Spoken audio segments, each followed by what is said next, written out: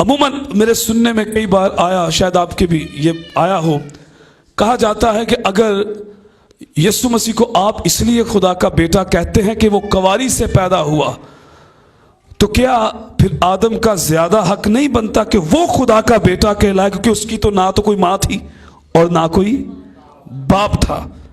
खुदावंद के लोगों, अगर इस बात पे गौर किया जाए तो फिर तो वाकई आदम का ज्यादा हक बनता है। लेकिन बाइबल की सच्चाई यह है कि हम मसीही जो है वो इसलिए नहीं कहते यीशु मसीह को खुदा का बेटा कि वो कवारी से पैदा हुआ, बल्कि हम इसलिए यीशु मसीह को खुदा का बेटा कहते हैं कि खुदावंद के लोगों, यीशु मसीह उस वक्त भी इब्ने खुदा थे जब ना तो आदम था, ना मुकस्सा मरियम थी, ना कायनात की किसी और चीज का वजूद था।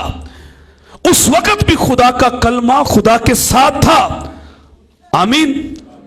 उस वक्त भी खुदा का कलमा खुदा के साथ था। जब से खुदा है, खुदा का कलमा खुदा के साथ है। आमीन। हम इसलिए यीशु मसीह को इसलिए खुदा का बेटा कहते हैं क्योंकि यीशु मसीह जो खुदा का कलमा है, जब से खुदा है उस वक्त से यीशु मसीह खुदा का कलमा भी खुदा के साथ है।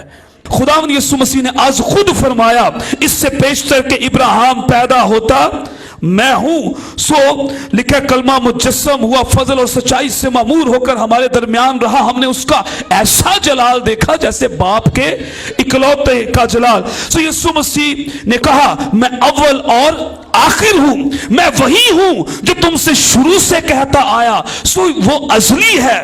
वो कहता है मैं बाप में से निकला और दुनिया में आया हूं। खुदावंद यीशु मसीह को इसलिए हम खुदा का बेटा कहते हैं क्योंकि वो असली है। और फिर कुर्सियों पहले बाप को अगर पढ़े तो 15 आयत में लिखा है, वो अनदेखे खुदा की सूरत तमाम मखलूकात से पहले मालूद है, क्योंकि उसी में सब चीजें पैदा की गई, आसमान की हो या जमीन की, देखी हो या अनदेखी, तख्त हो या रियासतें या हुकूमतें या इख्तियारात, सब चीजें उसी के वसीला से और उसी के वास्ते पैदा हुई और वह सब चीजों से पहले है। क्या मैंने बोला? वो सब चीजों से पहले है और उसी में सब चीजें कायम रहती हैं। और मजीद आगे पढ़े तो लिखा है, सब बातों में उसका अव्वल दर्जा हो, क्योंकि बाप को यह पसंद आया कि सारी मामूरी उसी में सकूनत करे। हालेलुया। ये बाप को पसंद आया। सो यीशु मसीह सबसे पहले है, इसलिए हम उसे खुदा का बेटा कहते हैं कि जब से खुदा है, खुदा का कलमा यानी उसका बेटा यीशु मसीह उसके साथ है। आमीन।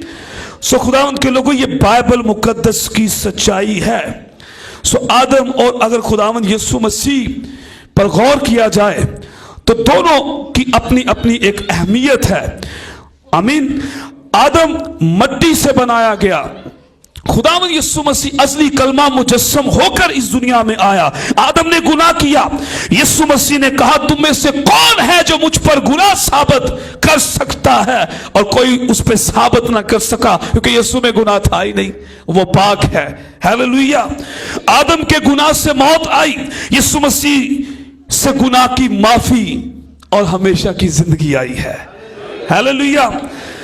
आदम ने नाफरमानी की और अपनी मर्जी पूरी की, जबकि यीशु मसीह ने कहा, ए बाप, मेरी मर्जी नहीं तेरी मर्जी पूरी हो। आमीन। आदम मट्टी से लिया गया, फिर मट्टी में चला गया। यीशु मसीह आसमान से आया और फिर जिंदा आसमान पर चला गया। आदम जमीनी है, यीशु आसमानी है। बोले हालेलुया। आदम के बेटे जमीनी घरों में रहते हैं, जबकि यीशु मसीह ने कहा, तुम्हारा दिल ना घबराए, मैं जाता हूं, मेरे बाप के घर में बहुत से मकान हैं, फिर आऊंगा, तुम्हें अपने साथ ले जाऊंगा, ताकि जहां मैं रहता हूं तुम भी मेरे साथ रहो। बोले हालेलुया। सो यीशु मसीह की शान ही निराली है।